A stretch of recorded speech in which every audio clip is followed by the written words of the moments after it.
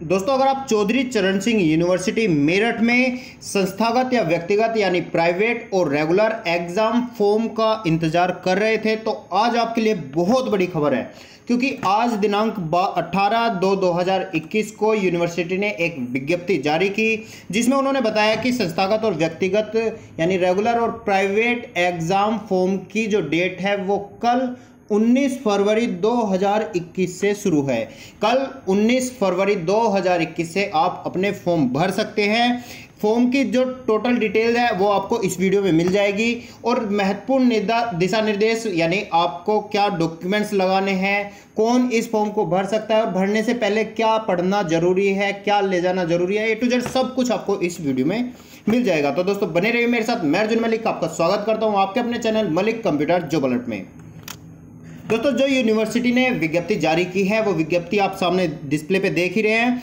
मैं एक बार विज्ञप्ति पढ़कर बता देता हूं आपको कि विश्वविद्यालय की वार्षिक प्रणाली के अंतर्गत संचालित समस्त संस्थागत एवं व्यक्तिगत पाठ्यक्रमों की सत्र 2021 की मुख्य परीक्षा भूतपूर्व छात्र परीक्षा एकल विषय श्रेणी उन्नयन एवं सत्र 2019-20 केवल प्रथम एवं द्वितीय वर्ष की बैक पेपर परीक्षा 2020 की परीक्षाएं शीघ्र प्रारंभ कराई जानी प्रस्तावित है।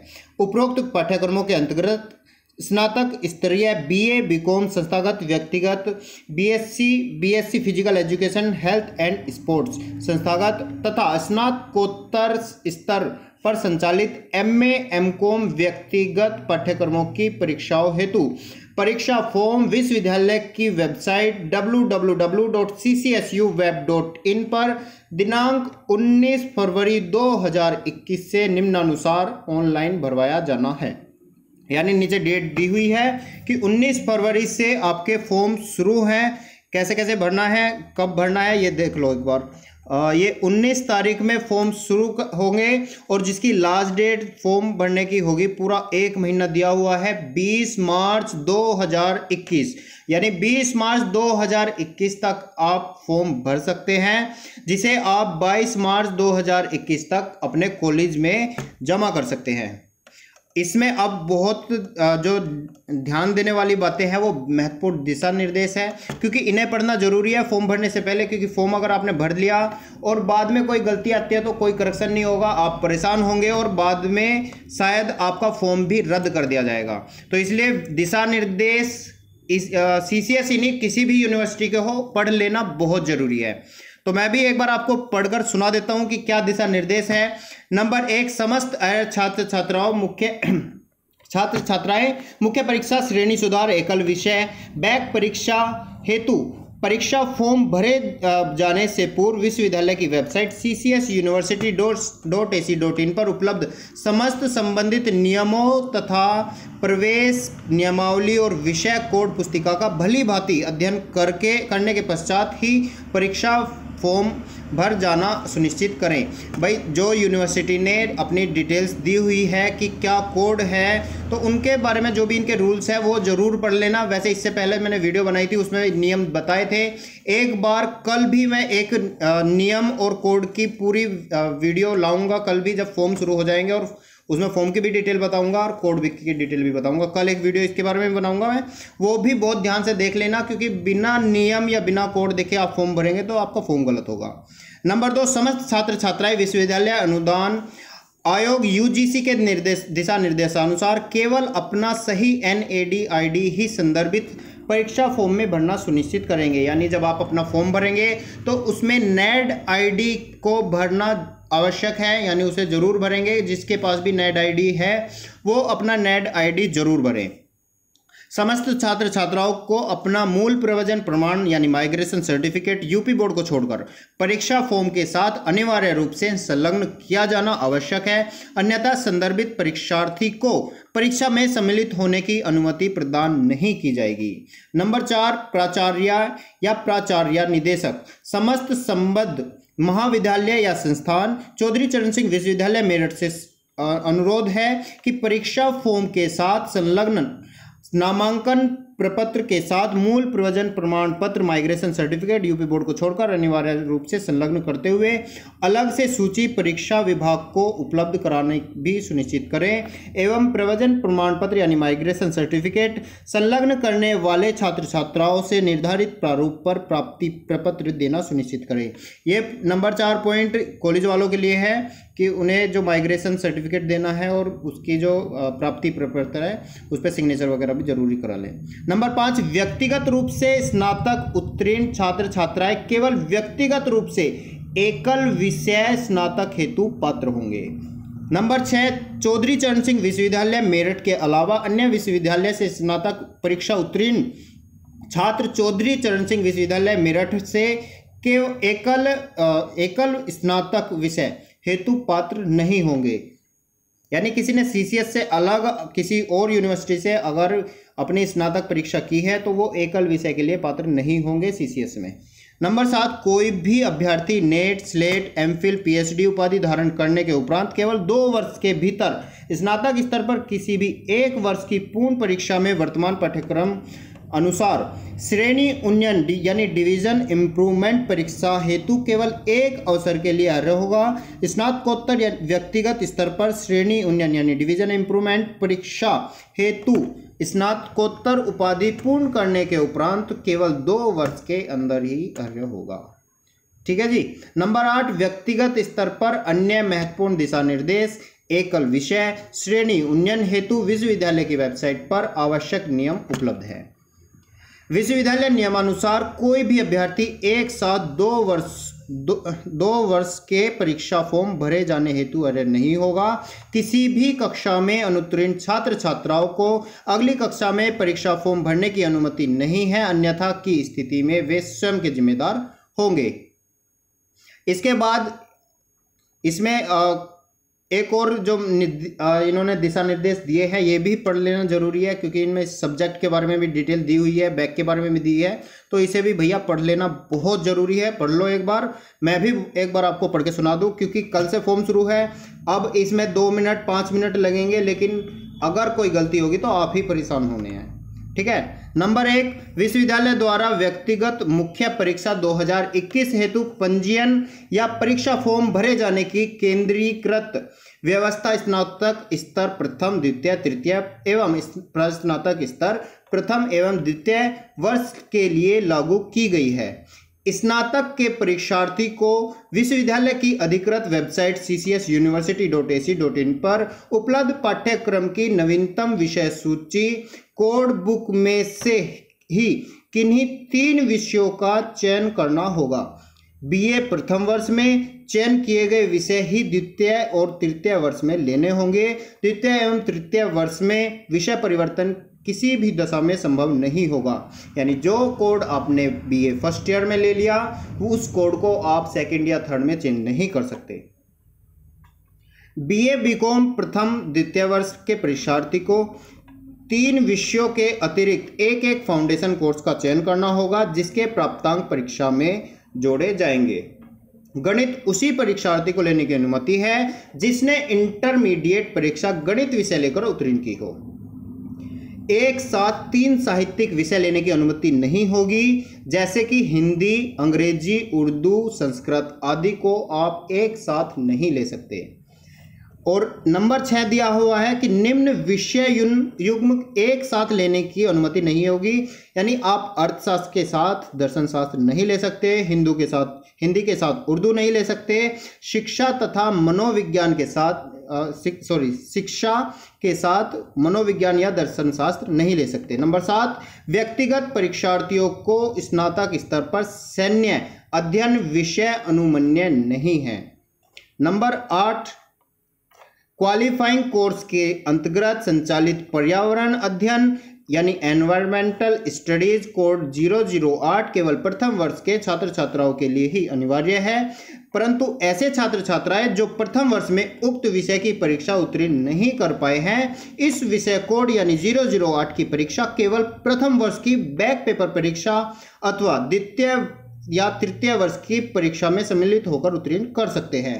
यानी अगर 008 में फर्स्ट ईयर में 008 में आपका बैक लगा है इसमें 008 में, तो आप इसको या तो बैक डाल सकते हैं या जो आपका सेकेंड ईयर और थर्ड ईयर होगा उसके साथ, उसके मेन के साथ भी आप इसे दे सकते हैं। नंबर 9, 3 क्वालिफाइंग कोर्स के अंतर्गत संचालित सामान्य जागरूकता यानी 0-10 केवल द्वितीय वर्ष के छात्र छात्राओं के लिए अनिवार्य है, परंतु ऐसे छात्र छात्राएं जो द्वितीय वर्ष में उक्त विषय की परीक्षा उत्तीर्ण नहीं कर पाए हैं, इस विषय कोड 0-10 की परीक्षा केवल द्वितीय वर्ष की बैक पेपर परीक्षा या तृतीय वर्ष की मेन परीक्षा में सम्मिलित होकर उत्तीर्ण कर सकते हैं। नंबर 10, विश्वविद्यालय द्वारा ऑनलाइन प्रक्रिया अपनाते हुए समस्त व्यक्तिगत पंजीयन या परीक्षा फॉर्म औपबंधिक प्रोविजनल रूप से भरवाए जा रहे हैं। यदि किसी अभ्यर्थी द्वारा गलत रूप से पंजीयन या परीक्षा फॉर्म भरा जाता है तो ऐसे पंजीयन या परीक्षा फॉर्म स्वतः ही निरस्त समझा जाएगा। व्यक्तिगत परीक्षा के लिए पात्रता क्या है और नियम क्या है वो भी मैं आपको थोड़ा सा पढ़ के बता दूं। थोड़ा वीडियो बड़ी हो जाएगी इससे, लेकिन बताने तो पड़ेंगे भाई। नंबर 1 क्या होगा, एक बार मैं बता दूं। इन सभी नियमों की जांच परीक्षा फॉर्म भरने के पूर्व महाविद्यालय स्तर पर गहनता से कर ली जाए, तभी परीक्षा फॉर्म विश्वविद्यालय में जमा किए जाएंगे। नंबर 1 इसमें होगा परीक्षा समिति की बैठक दिनांक 16/12/2009 में लिए गए निर्णय अनुसार उत्तर प्रदेश में स्थित मान्यता प्राप्त बोर्ड या विश्वविद्यालय से शिक्षा प्राप्त किसी अभ्यर्थी को निवास प्रमाण पत्र लगाने की आवश्यकता नहीं होगी, परंतु उत्तर प्रदेश में रहने वाले ऐसे अभ्यर्थी जिन्होंने अपनी अर्हता परीक्षा उत्तर प्रदेश से बाहर अन्य किसी मान्यता प्राप्त बोर्ड या विश्वविद्यालय से उत्तीर्ण की है तो डीएम, एडीएम, एसडीएम द्वारा निर्गत डोमिसाइल प्रमाण पत्र यानी मूल निवास प्रमाण पत्र, निवास स्थान का आधार कार्ड फॉर्म के साथ संलग्न करने पर इस विश्वविद्यालय की व्यक्तिगत परीक्षा में बिना विशेष शुल्क दिए सम्मिलित हो सकते हैं। अन्यथा की स्थिति में 5,500 रुपये विशेष शुल्क देय होगा। परीक्षा फॉर्म भरने की तिथि के बाद निर्गत डोमिसाइल प्रमाण पत्र या आधार कार्ड मान्य नहीं होगा। विशेष शुल्क संबंधी यह प्रावधान इस विश्वविद्यालय की व्यक्तिगत परीक्षा में शामिल होने वाले केवल नवीन छात्रों पर ही लागू होगा। ऐसे छात्र छात्रा जो पहले से ही चौधरी चरण सिंह विश्वविद्यालय मेरठ में पंजीकृत या नामांकित हैं, अर्थात यदि विश्वविद्यालय द्वारा उन्हें नामांकन संख्या आवंटित है, उन्हें विशेष शुल्क से छूट होगी। नंबर 2 है बिना प्रवेशन प्रमाण पत्र जमा किए किसी भी अभ्यर्थी को परीक्षा में बैठने की अनुमति नहीं दी जाएगी। परीक्षा फॉर्म के साथ प्रवेशन मूल प्रमाण पत्र मूल रूप में यानी ओरिजिनल संलग्न करना अनिवार्य है। यदि किसी अभ्यर्थी का मूल प्रवेशन प्रमाण पत्र खो जाता है तो ऐसी स्थिति में परीक्षार्थी को प्रवेशन प्रमाण पत्र की द्वितीय प्रति मूल रूप से प्रस्तुत करनी होगी। प्रवेशन प्रमाण पत्र की छाया प्रति मान्य नहीं होगी। परीक्षा फॉर्म में प्रथम पृष्ठ पर दिया गया प्रमाण पत्र संबंधित परीक्षा केंद्र के प्राचार्य या प्राचार्य द्वारा हस्ताक्षरित होना अनिवार्य है। रिक्त होने अथवा उपरोक्त के अतिरिक्त किसी अन्य से हस्ताक्षर होने पर परीक्षा फॉर्म निरस्त कर दिया जाएगा।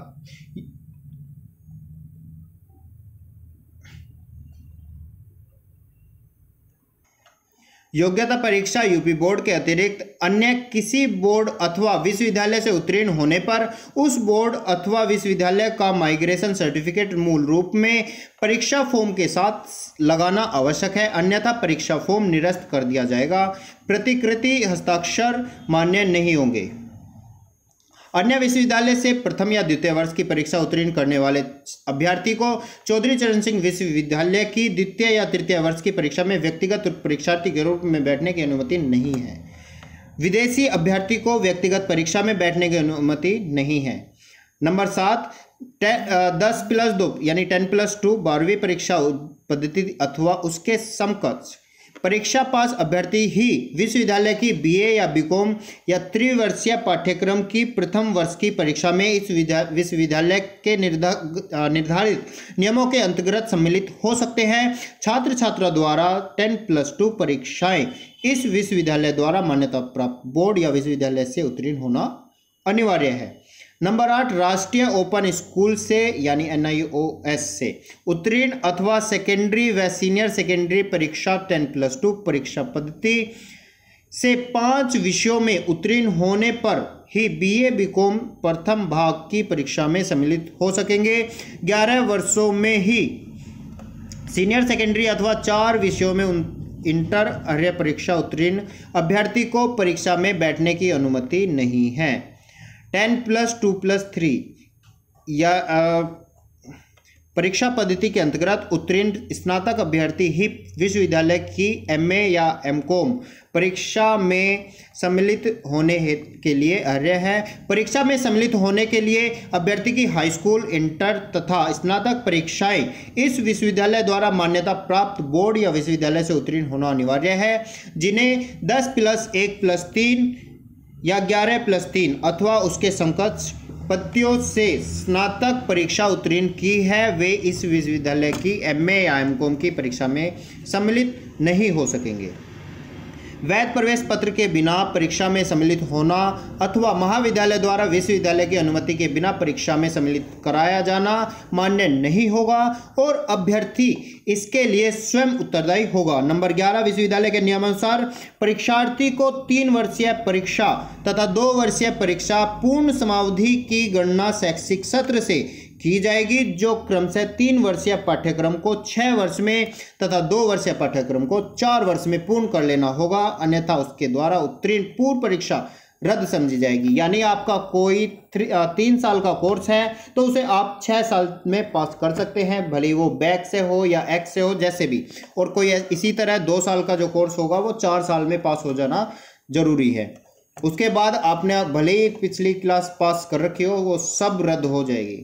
नंबर 12, अभ्यर्थी को आवेदन पत्र के साथ संलग्न विषय तथा उस विषय से संबंधित आवेदन पत्र में अंकित प्रश्न पत्रों का ही चयन करना है, किसी अन्य विषय या प्रश्न पत्र की अनुमति नहीं दी जाएगी। नंबर 13, विश्वविद्यालय ऐसे अभ्यर्थी को दी गई अनुमति वापस ले सकता है जिसने विश्वविद्यालय ने भूलवश या त्रुटिवश परीक्षा में बैठने की अनुमति प्रदान कर दी हो, जबकि वह परीक्षा में बैठने के लिए अर्ह नहीं है। यानी आपने गलती से कोई फॉर्म भर दिया, गलती कोई कर दी और वो यूनिवर्सिटी ने भले ही उसे वेरीफाई कर दिया हो, लेकिन वे बाद में भी अगर पता लगता है कि आपने फॉर्म गलत भरा है, आपकी कोई गलती है या आप उसके पात्र नहीं हैं, तो भी यूनिवर्सिटी बाद में उसे कैंसिल कर सकती है। नंबर 14, परीक्षा उत्तीर्ण होने के उपरांत भी तथ्य गलत होने पर विश्वविद्यालय किसी भी ऐसे अभ्यर्थी का परीक्षा फल या उपाधि रद्द कर सकता है जिसने विश्वविद्यालय द्वारा निर्धारित नियमों एवं निर्देशों के विरुद्ध कार्य किया हो अथवा जिसने परीक्षा फॉर्म के साथ जाति प्रमाण पत्रों की प्रतियां संलग्न की हो। यदि जांच में किसी भी समय प्रमाण पत्र फर्जी पाए जाते हैं तो अभ्यर्थी के विरुद्ध कानूनी कार्रवाई भी की जाएगी। नंबर 15, अभ्यर्थी भली भांति यह सुनिश्चित कर ले कि परीक्षा फॉर्म भरने से पश्चात विषय प्रश्न पत्र एवं केंद्र परिवर्तन करने की अनुमति नहीं दी जाएगी। यानी आप फॉर्म भरते वक्त बहुत ध्यान से अपना सब्जेक्ट जो भी आप फिल करेंगे, जो भी सेलेक्ट करेंगे, वो बहुत ध्यान से देख ले, क्योंकि बाद में कोई करेक्शन नहीं होगा, कोई भी फॉर्म में करेक्शन आप नहीं कर पाएंगे।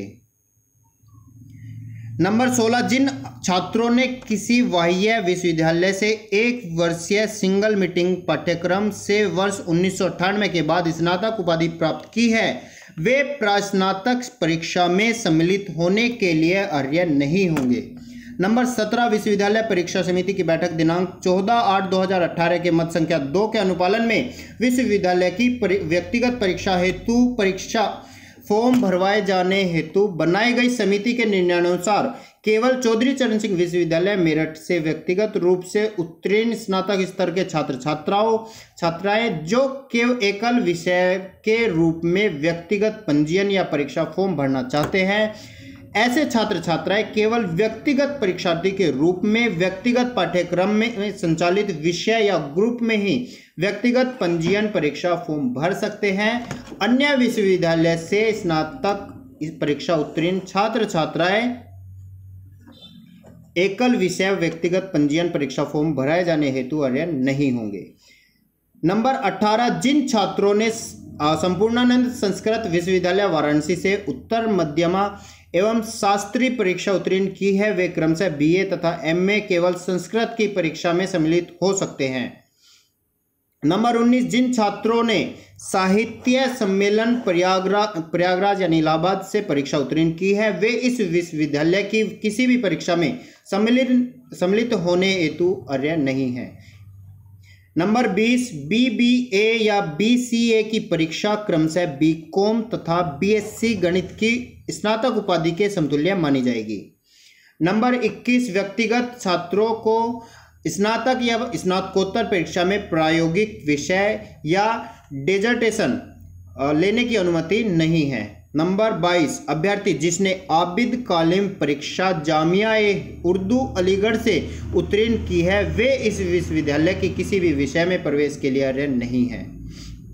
नंबर 20, ऐसे अभ्यर्थी जिन्होंने स्नातक की परीक्षा BA BCom चौधरी चरण सिंह विश्वविद्यालय मेरठ से ही व्यक्तिगत परीक्षार्थी के रूप में उत्तीर्ण की है, ऐसे अभ्यर्थी व्यक्तिगत परीक्षा के रूप में एकल विषय यानी सिंगल सब्जेक्ट का परीक्षा फॉर्म भरने हेतु अर्ह होंगे। नंबर 24, परीक्षार्थी को परीक्षा फॉर्म के साथ आवश्यक प्रमाण पत्रों को संलग्न करके अपने चयनित केंद्र या महाविद्यालय में निर्धारित तिथि के अंदर जमा करना होगा, जिसकी केंद्र या महाविद्यालय से रसीद प्राप्त कर एवं चालान फॉर्म की एक प्रति परीक्षार्थी को सुरक्षित रखनी होगी।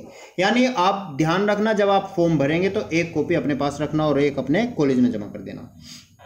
नंबर 25, किसी भी कारण से यदि कोई परीक्षार्थी परीक्षा में सम्मिलित नहीं होता है अथवा परीक्षा फॉर्म निरस्त हो जाता है तो उसका परीक्षा शुल्क नहीं लौटाया जाएगा और न ही अगली परीक्षा के लिए सुरक्षित किया जाएगा।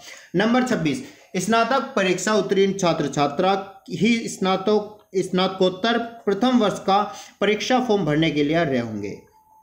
नंबर 27, स्नातक तृतीय वर्ष की बैक पेपर परीक्षा में शामिल छात्र स्नातकोत्तर प्रथम वर्ष का परीक्षा फॉर्म नहीं भर सकता। नंबर 28, वार्षिक प्रणाली के अंतर्गत संचालित स्नातक स्तर BA BCom में व्यक्तिगत परीक्षार्थी के रूप में उत्तीर्ण अभ्यर्थी के श्रेणी सुधार हेतु परीक्षा समिति की बैठक दिनांक 9/1/2012 के मत संख्या 3 के निम्नानुसार निर्णय लिया गया है कि वर्तमान नियमों के अधीन ऐसे अभ्यर्थी जो नेट स्लेट MPhil PhD योग्यता प्राप्त करने के उपरांत भी सेवायोजन अर्हता की दृष्टि से स्नातक स्तर पर श्रेणी सुधार हेतु इच्छुक है वे उक्त योग्यता धारण करने के 2 वर्ष के भीतर स्नातक स्तर पर किसी एक भाग या वर्ष की परीक्षा वर्तमान पाठ्यक्रम के अनुसार मात्र 1 वर्ष के अवसर के रूप में नियमानुसार दे सकेंगे। नंबर 29, वार्षिक प्रणाली के अंतर्गत प्रस्नातक स्तर MA MCom में व्यक्तिगत परीक्षार्थी के रूप में उत्तीर्ण श्रेणी सुधार के इच्छुक विद्यार्थी स्नातकोत्तर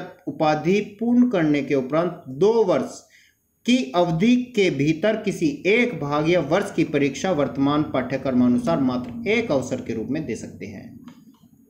नोट, श्रेणी सुधार परीक्षा में सम्मिलित परीक्षार्थी बैक पेपर परीक्षा एवं केंद्र परिवर्तन हेतु अनुमन्य नहीं होंगे।